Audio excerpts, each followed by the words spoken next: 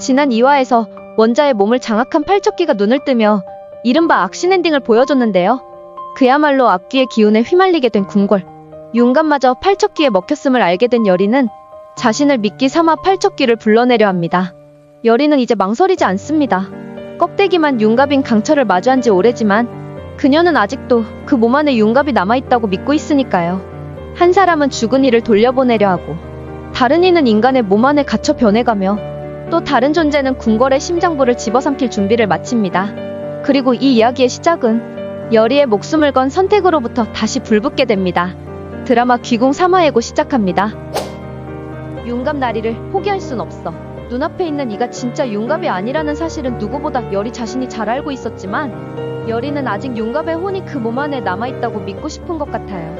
이런 여리의 마음과는 달리 강철은 넌 놈한테 속았다. 그놈한테 이용당했단 말이다. 속을 뒤집는 소리나 해댑니다.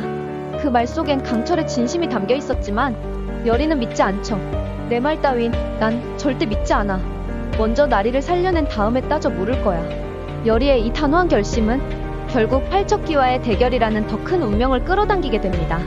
예고에서 여리는 우물 속 수살귀에게 말을 걸기 시작합니다. 여리는 단순한 영매가 아니어 보입니다. 무너져가는 신계를 붙잡을 마지막 매듭 같은 존재랄까요. 널 이리 만든 자한테 복수하고 싶지 않아? 내가 도와줄게. 너도 날 좀 도와다오. 수살귀에게 복수와 위로를 속삭이는 여리. 수살귀를 이용해 여리는 지금 팔척기를 불러낼 계획을 세우고 있는 것으로 보입니다. 스스로를 미끼로 삼겠다고 결심한 순간 이 싸움은 단순한 귀신과의 전투가 아니라 생과 사, 신성과 인간성의 경계를 시험하는 싸움이 될 것입니다. 그리고 동시에 강철 역시 무언가를 느끼고 있네요. 팔척기의 원한을 언급하며 그는 말합니다. 팔척기의 원한의 시작은 저자가 아니다. 그가 말한 저자는 과연 누구였을까요? 팔척기는 정말 단순한 악귀일까요? 아니면 궁궐이 만든 괴물일까요? 강철은 이미 그 답을 알고 있는 듯 보이는데 그 진실을 입 밖으로 꺼내기 시작한다는 건 그 또한 이 궁궐과 운명을 함께하게 됐음을 의미하는 것으로 보여요. 궁궐의 중심에서는 왕, 이정이 경고하죠. 윤갑은 너무 많은 것을 알고 있다. 철저히 윤갑을 감시하라. 왕은 강철의 정체를 아직 다 알지 못한 채 자신의 곁에서 개혁과 혼란을 동시에 가져올 자를 감시하라 명하고 있죠. 하지만 지금 이 순간 윤갑의 몸을 움직이는 건 악신 강철. 왕의 명이 진정 누구를 향하고 있는지는 아직 아무도 모릅니다. 궁 안의 흐름이 달라지고 있습니다. 팔척기의 기운이 점점 형체를 갖추고 있고 여리는 그 기운을 정면으로 받아내려 하고 있으며 강철은 자신의 의도와는 다르게 인간의 감정에 잠식되어 가고 있습니다. 이제 여리의 결단은 단순한 미끼가 아니라 신과 귀신, 사람과 사람 사이의 경계를 무너뜨릴 유일한 불씨가 될 것으로 보입니다. 궁궐 깊숙한 곳, 데비의 침전 안에는 비밀이 감돌고 있었습니다. 겉으론 아픈 원자를 걱정하는 척 속으론 자신의 아들 영인대군을 보위에 올릴 궁리를 멈추지 않는 데비. 그녀는 오래전부터 준비해온 한 수를 꺼내듭니다. 바로 맹인판수 풍산. 풍산은 단순한 점술가가 아닌 것 같죠. 귀신을 부리는 무인의 영역, 그림자 같은 존재를 사람 위에 앉히는 사술가로 보입니다. 그리고 지금 풍산은 데비를 도와 팔척기를 끌어들일 계획을 진행 중이죠. 하지만 사술은 순조롭지 않아 보입니다. 이게 뭐냐는 풍산의 중얼거림으로 보아 그의 기운에 문제가 생긴 듯 보입니다. 팔척기의 기운이 누군가에 의해 교란되고 있는 것 같아요. 그건 여리였을까요? 아니면 강철이었을까요? 팔척기는 아직 등장하지 않았지만 그의 존재는 벌써부터 궁궐을 깊게 잠식하고 있는데요. 어린 원자, 이광의 광증, 그것이 단순한 병이 아니었음은 이제 모두가 알고 있습니다. 팔척기는 결국 전하와 원자마마 두 분을 집어삼킬 방도를 찾아낼 것입니다. 여리가 임금에게 하는 경고는 더 이상 신기한 예지몽이 아니라 현실이 되어가는 예언으로 보입니다. 팔척기는 한낱 귀신이 아닙니다.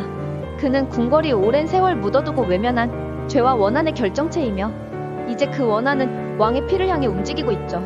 왕은 궁을 지키기 위해 윤갑을 감시하라 명했지만 지금 그의 등 뒤에서 진짜 위협이 숨쉬고 있습니다. 그리고 강철, 앞서 언급했던 대로 그 역시 팔척기의 시작이 다른 곳에 있음을 알고 있죠. 팔척기의 원한의 시작은 저자가 아니다는 강철의 말은 팔척기가 누구에게 복수하고자 하는지 그리고 왜 이 시점에 다시 깨어나는지를 그는 알고 있다고 보여집니다. 하지만 쉽게 말할 수는 없겠죠.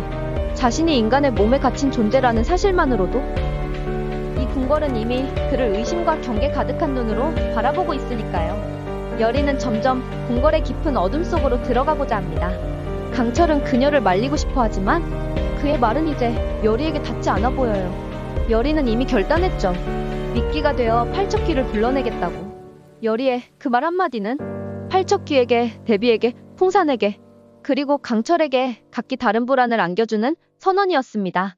불러서는 안 될 존재가 마침내 깨어나고 있습니다.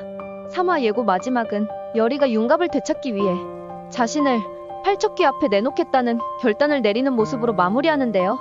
윤갑을 위한다는 여리의 그 선택은 단순히 귀신 하나를 상대하는 일은 아니어 보입니다. 팔척귀는 오랜 거래 역사 속에서 욕망과 원한을 먹잇감 삼아 강해진 귀신이었죠. 이제 모든 갈등은 한 방향으로 수렴하고 있습니다. 여리, 강철, 임금, 대비, 그리고 팔척귀. 각자의 진심과 욕망이 부딪히며 궁궐은 첫 번째 파국의 문 앞에 다다르게 될 것입니다. 강철은 그 누구보다 먼저 그 위험을 감지한 것으로 보이지만 그의 마음은 이미 윤갑의 기억과 감정에 오염되어 가고 있었고, 여리를 향한 설명할 수 없는 감정은 그가 무엇을 택할 것인지조차 흔들리게 만들 수밖에 없겠죠. 대비와 풍사는 더러운 권력의 그림자 속에서 자신들의 뜻대로 역사를 바꾸려 하고 있고, 임금은 진실을 모른 채 윤갑의 이름을 경계하고 있는 지금 누가 누구를 속였고 누가 누구를 지키며 누가 누구를 버릴 것인지, 그리고 그 끝에 이 궁궐의 운명을 가르게 될 여리와 강철의 선택은 무엇일지. 귀궁 3화 저주와 사랑, 권력과 죄의 경계가 무너지는 밤이 다가옵니다.